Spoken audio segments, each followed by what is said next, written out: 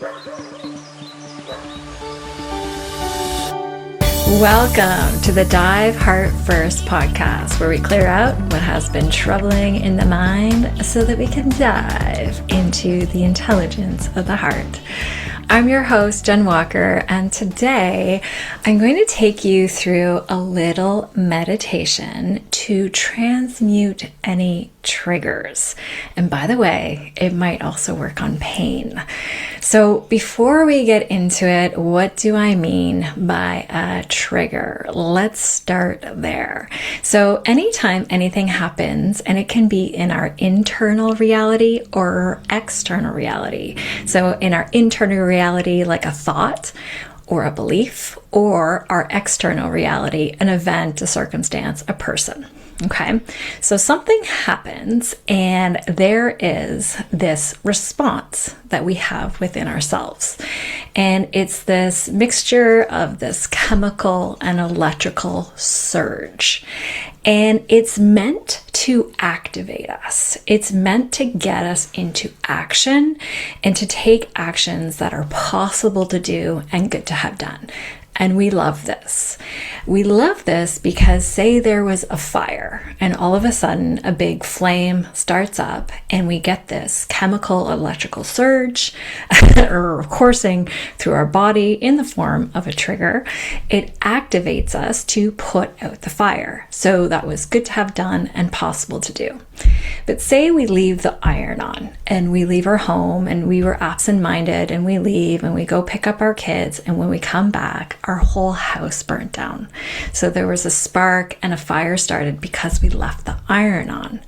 Say a few days down the road, there's this electrical chemical surge that happens in the body because I shouldn't have done that. I feel guilty, sad, there's blame, there's shame, there's anger, whatever that is.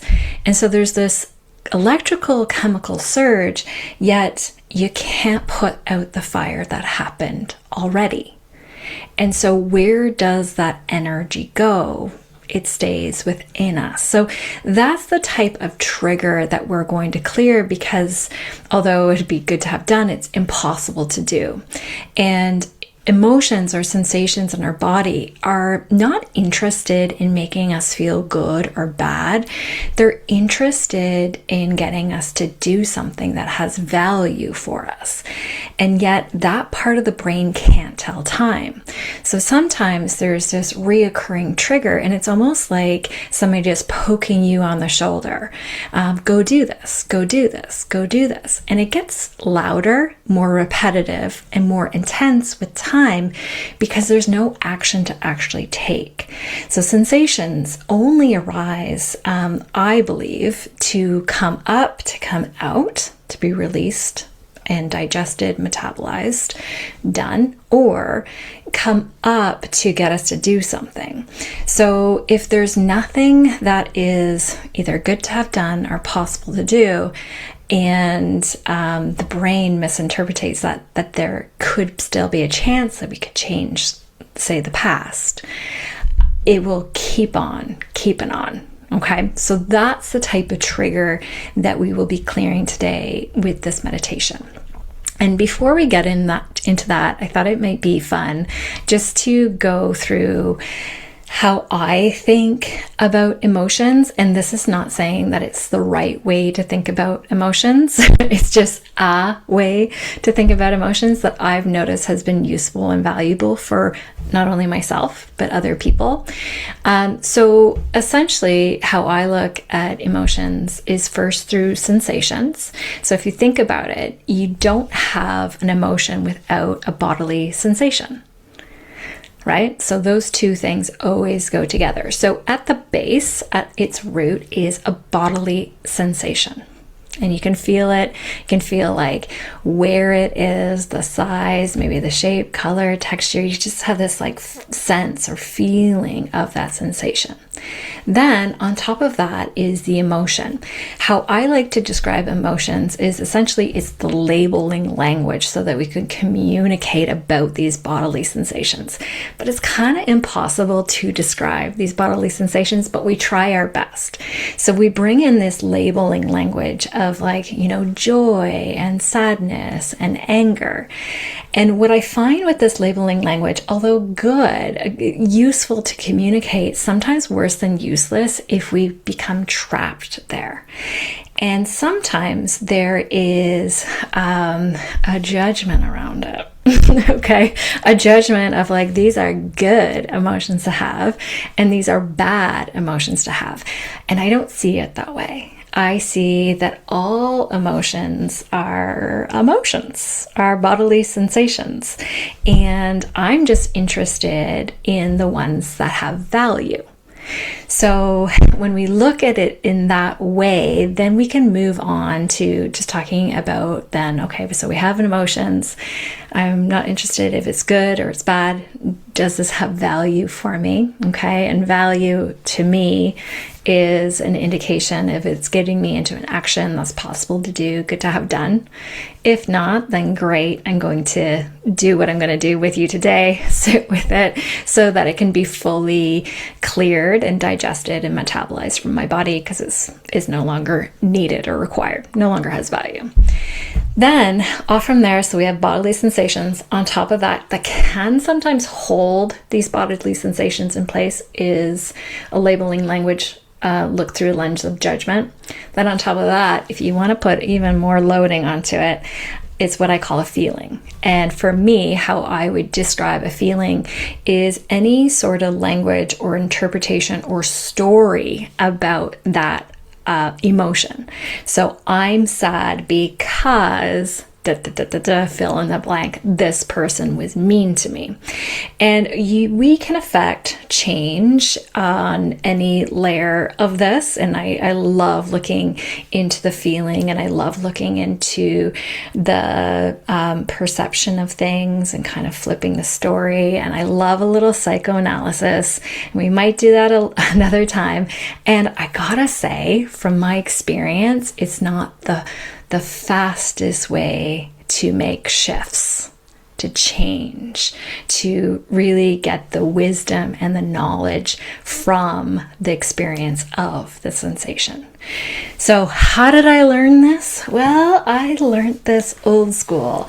I actually learned this first, I would say, through meditation. When I was learning in about 2009, I did a course in transcendental meditation.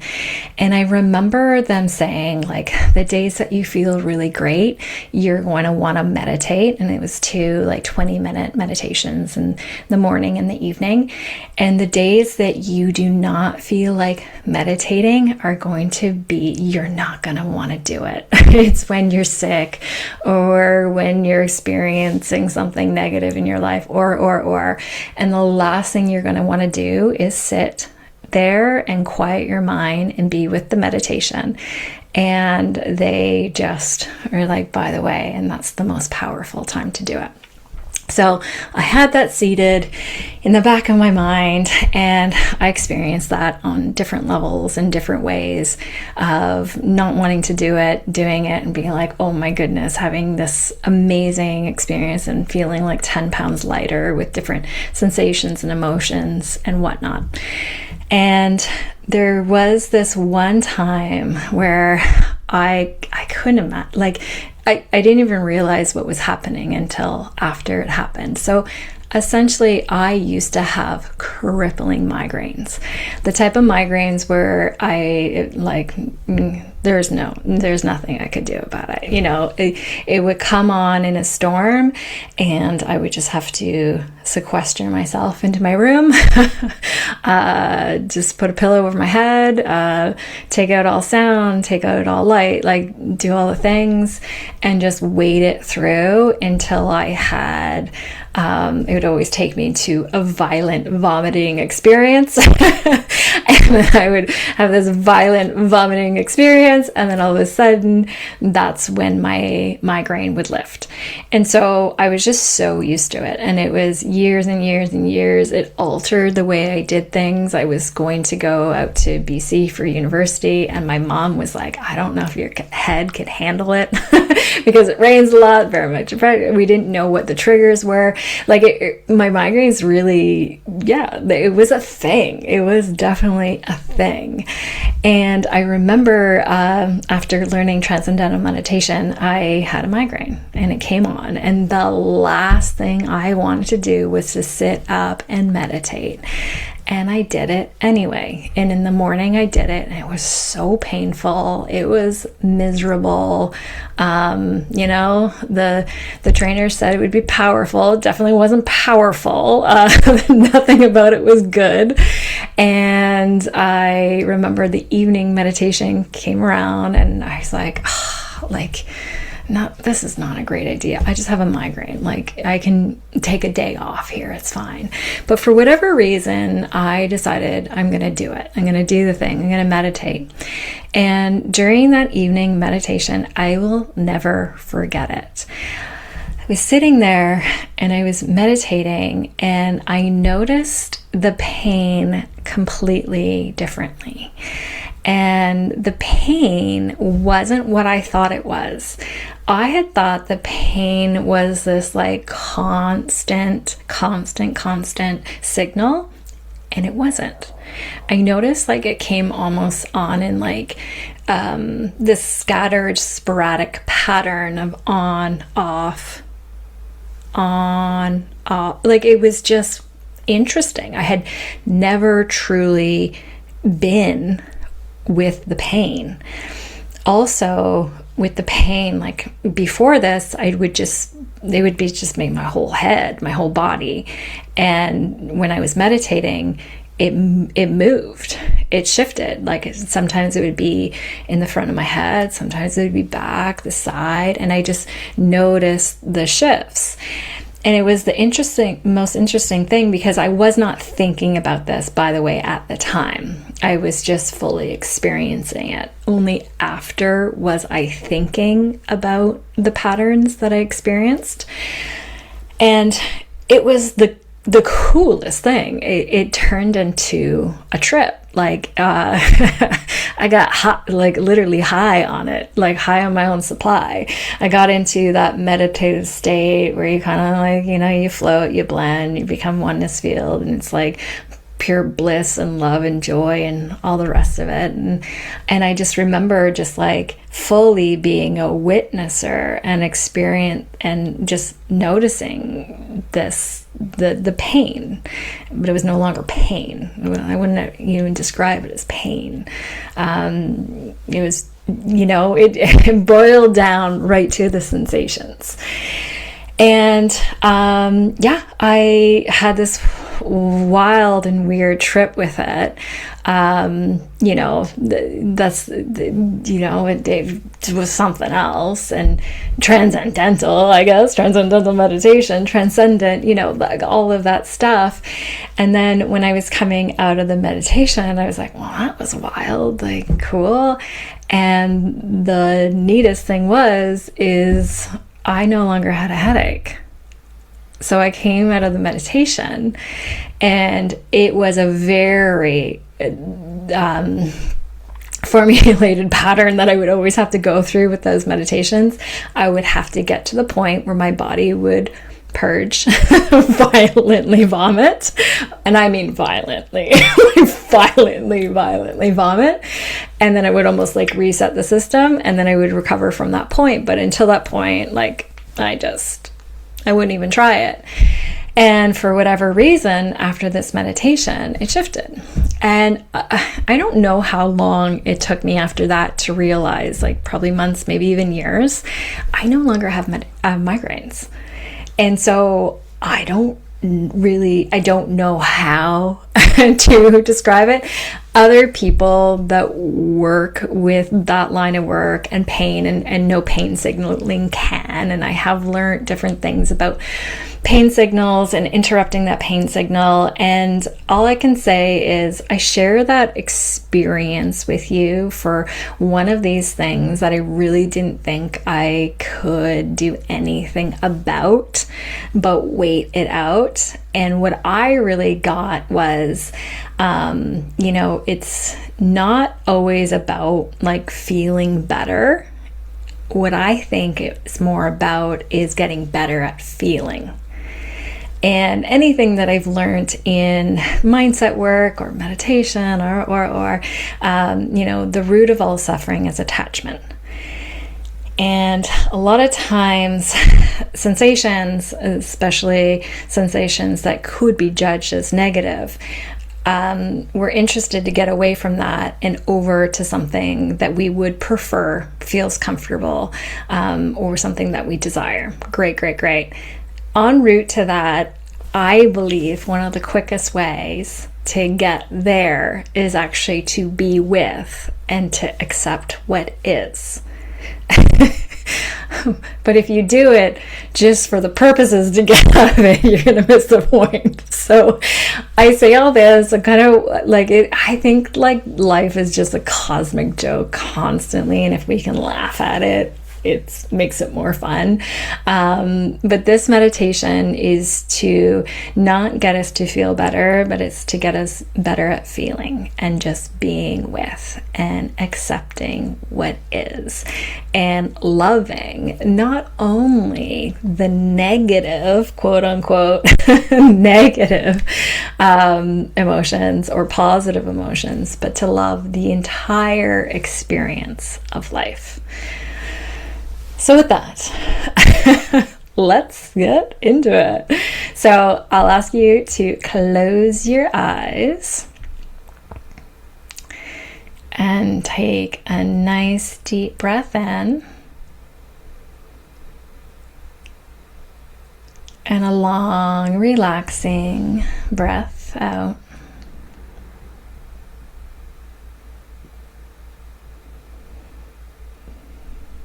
And as you start to allow and notice your muscles, your joints, your tendons, your ligaments soften and relax.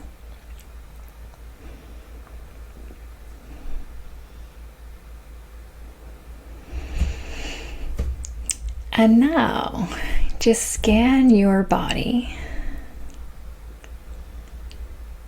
for any uncomfortable sensations.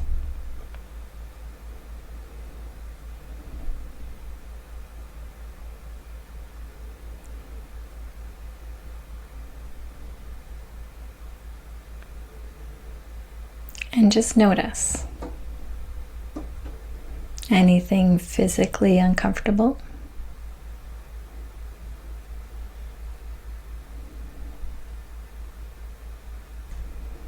Maybe there's been some emotional suffering.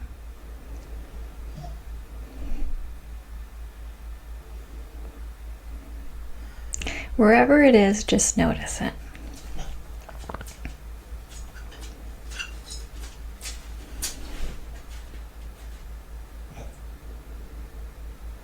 And it might be more than one spot.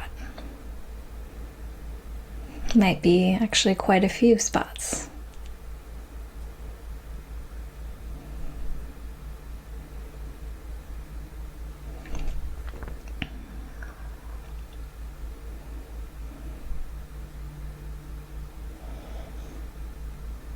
Continue scanning your body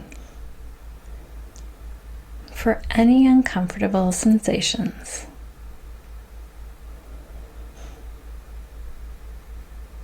And choose just one location that you'd like to give a little more attention to today.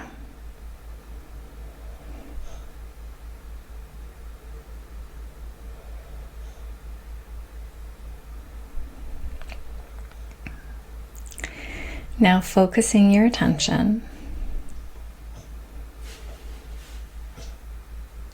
on that area and that sensation.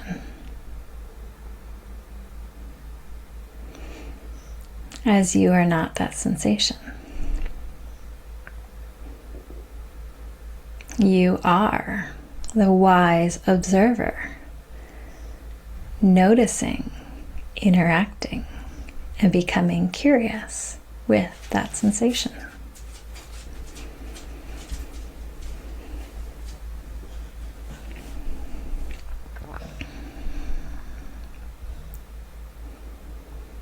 And as you notice the sensation, notice the size of the sensation, maybe the shape, maybe it has a color, a texture, a sound. Maybe it has a personality, or maybe it even has different characteristics.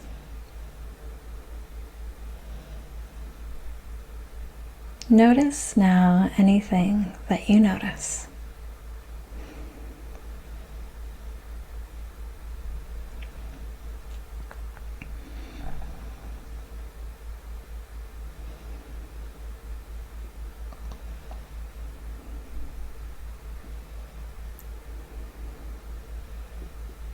Now, with that sensation, allow it to be there.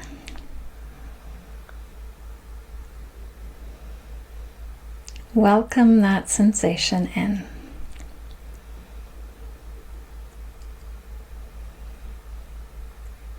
And now with every breath in you take,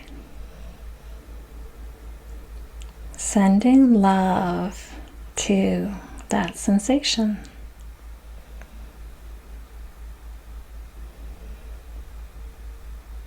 And with every exhale, allowing anything that is done, complete, finished, just to be cleared,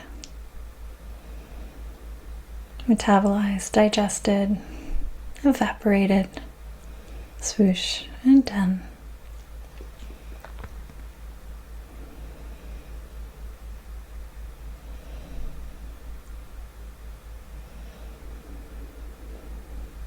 And with the sensation, imagine the sensation being a child. As you are the loving awareness.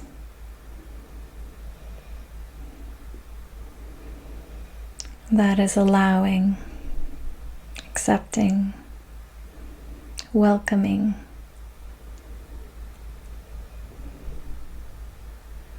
and letting the sensation just be.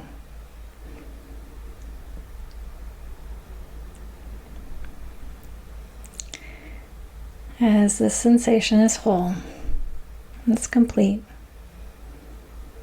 it's worthy, it's deserving, it's perfect.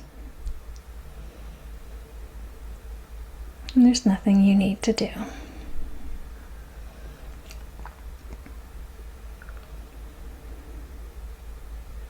And on the next inhale, like a mother or a father would a child, imagining coming to the sensation and giving the sensation a huge hug.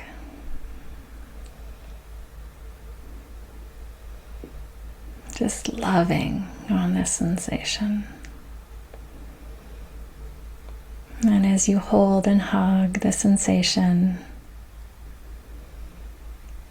notice how your loving awareness has started to permeate and go through and in between this sensation.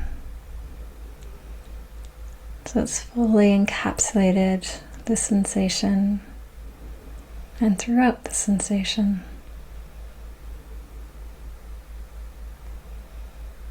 And now, with every single inhale, sending even more love into that space and into that spaces between all the different aspects of that sensation. I like to imagine light. I usually see a white light, but maybe you'll have a different type of light or color to send that sensation now as it goes through and expands that sensation and wraps around, hugs all the different aspects of the sensation. Allowing, welcoming, accepting, and loving.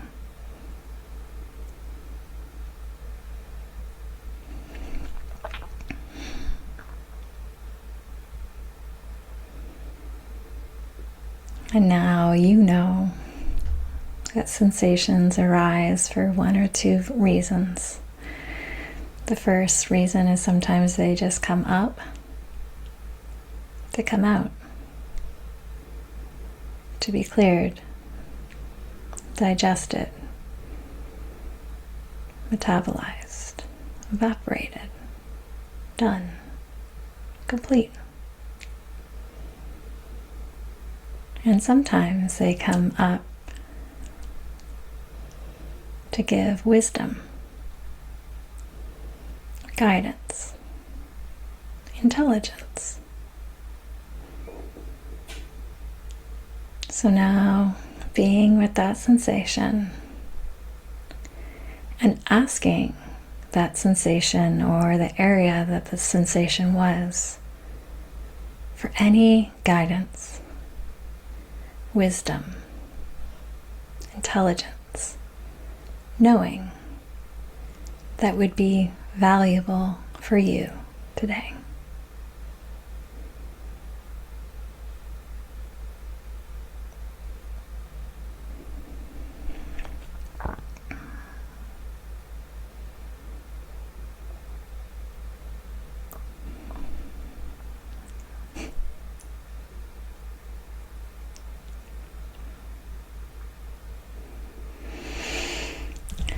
And now putting a hand over the area where the sensation is or was.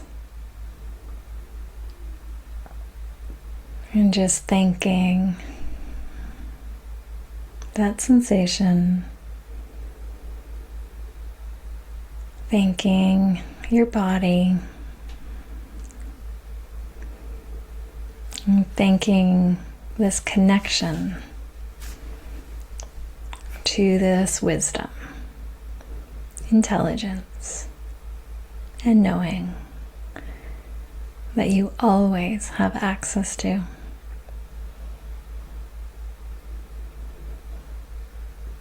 And when you're ready, taking your own sweet time, pressing open your eyes. So, I'd love to know what you experienced with that. Add it in the comments, write me a personal message. I would love hearing. And that's just a brief introduction of, I don't know, just going within, connecting within. I do believe that there's so much intelligence that we can tap into from ourselves. So being in a moment of stillness, however you enjoy to do it, you know, this is our way to do it, and I actually trust you. I trust that you actually know the access to your own system, your own wisdom, your own intelligence. If this feels like fun for you and you got something out of it, play with it more. For me, the more I do this, the more I'm just like fascinated. To me, this is better than reading a book or like going through research papers. Like, I think all of that is spurred on by our internal intelligence, by things that we already have access to, this oneness field, not just ourselves. So anyway, that's deep thoughts with walks. So that's it for today. But I truly would love to hear from you. I love hearing comments. I'm going to share my own experience. And this is like just this one time. I scanned my body as I was doing this meditation with you, and I noticed some like stiffness, some heaviness in my heart area, and it was like really jagged and irregular. I'm like, oh, I didn't notice that before I did this. And that's what I stayed with. And for me, and this doesn't happen all the time, but that completely lifted. Sometimes it's still there, and it doesn't matter. It's not about feeling better. It's about getting better at feeling. So for me, this one time, it completely disbanded and lifted and cleared. And I just, I got, a little warm and fuzzy inside, like fun little sensation inside. And then when I was checking in with my wisdom, the internal wisdom of the sensation is my body's like, I really like when you do this. Do this more. It was almost like a child. It was like, play with me more. Why don't you play with me more? And I have been getting back into a regular practice with checking in and tuning in and being with my body again. And it's almost like she's really enjoying it, and I am too. And So anyway, that's my little wee share for you today. And until next time, thank you so much for spending part of your day here with me. I love you. And go out and have an absolutely tremendous day.